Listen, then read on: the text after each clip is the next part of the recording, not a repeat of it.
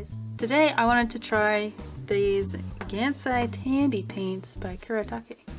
I've been wanting to try these ever since I saw an unboxing of a Sketchbox subscription that had one of these inside, and I thought it was kind of a silly thing to obsess over, but it turns out that their paints are considered to be adequately light fast, so why not try them out, I guess.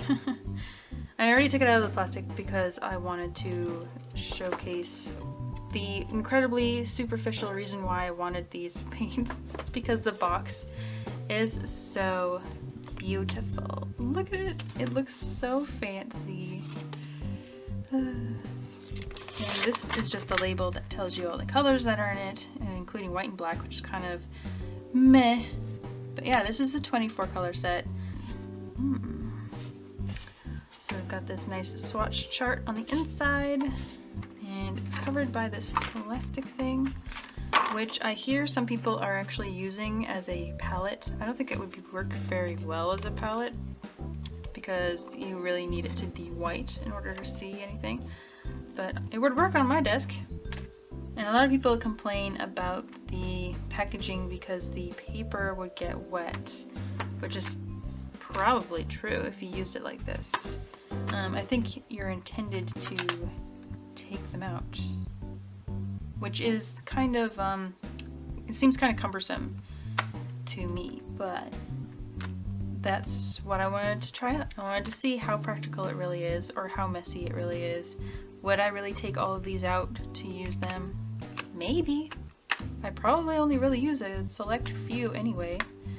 This is Malachite and this is Ultramarine Pale. They both look like opaque colors. They also look completely different. This one's got a weird semi-gloss texture, and this is very smooth and high gloss. So I'm curious to know why they're so different in texture. But yeah, I don't know what I'm gonna do with these, but I guess I should start by swatching them.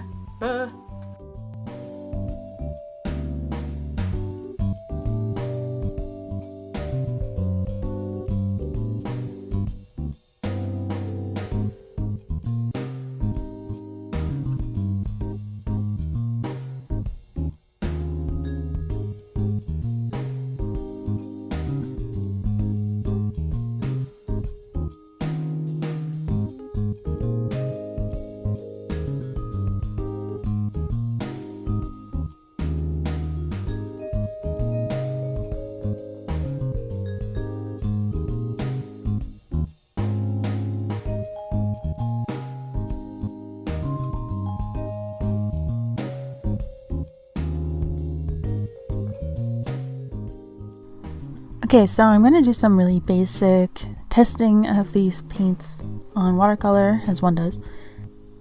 And one of the things that I was looking out for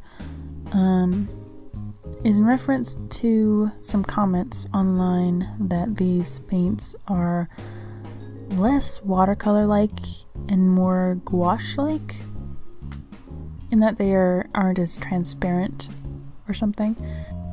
And to be honest, from what I've seen of this, I don't agree. I don't think that it is any different from a school grade watercolor, to be honest.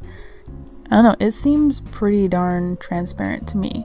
I mean, yeah, there's going to be a few colors in here that are very opaque, like the pastel blues and greens and stuff like that, but every set of watercolor does that, so there's nothing unusual about that. So I guess I'm going to go a little bit against the herd and say that these just feel like a regular student grade watercolor. And the only reason why I am using the word student grade is because it's giving me flashbacks to watercolors I used to use. And it might not actually be a downside to this brand. It might just be because I'm comparing it to Core watercolor, which I've been using for several years now. Core watercolor from Golden is really, really pigmented. It's extremely vivid. And so compared to them, these ones are significantly less vivid. So I'm stuck kind of adding more and more layers just to get even a medium tone. which again might not be a bad thing. Maybe people are into that. I also heard that this paint lifts like crazy, so I really wanted to get some layers down to see how well it layers, and you know what, it layers just fine. Again, it's giving me some flashbacks to when I used Winsor & Newton Cotman paints. I used to be able to push it around the paper and get really interesting edges. This Gansai Tambi paint does have really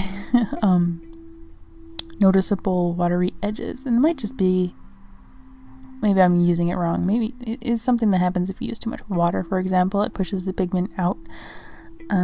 I don't think that that's particularly a bad thing. I know it's supposed to be a bad thing, but I kind of like it. I mean, I like watercolor for a reason. It has this very specific look to it, and I embrace those kinds of flaws, so I kind of like that.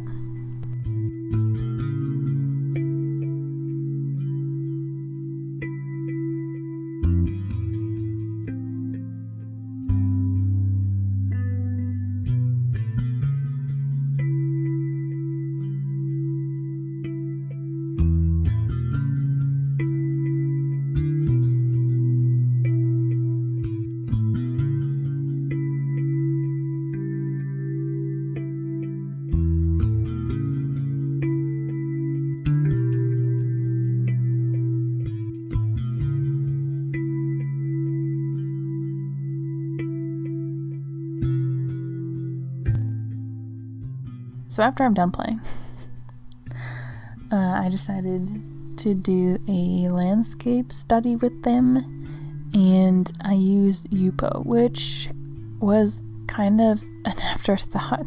Maybe I shouldn't have used Yupo. At least I tried it out on paper first, but I forgot that Yupo is kind of special in that the water does kind of bead a little bit on it, so it's extremely hard to get detail work. So a lot of the struggle that I have in this landscape study is because of the plastic that I'm painting on. I could be using literally any paint in the world right now, and I wouldn't notice because the paper is causing so much mischief. Ooh, the only other thing that really put me off on the Gansai Tambi is that when they dry, in places where you're using a good amount of color, like you want a medium tone or darker, it dries glossy, kind of like an acrylic ink does. I know that these paints were built differently, like it has a different binder or something. Maybe it's similar to the honey ones. I can't remember if those ones had the same effect, but it's not an effect that I would expect from watercolor, and it's not something that I would want from watercolor. I don't want my paintings to be shimmery. Outside, the metallic paints. I mean, like, I don't want I don't want my colors to look wet and plastic when I'm using watercolor. So keep that in mind if you're thinking of buying these. To be fair, I really did just buy these because I am a sucker for their beautiful packaging. And I haven't tried another brand of paint for a while, and there's just so many out there. Anyway, I hope you like this messy painting, and I'll see you next time.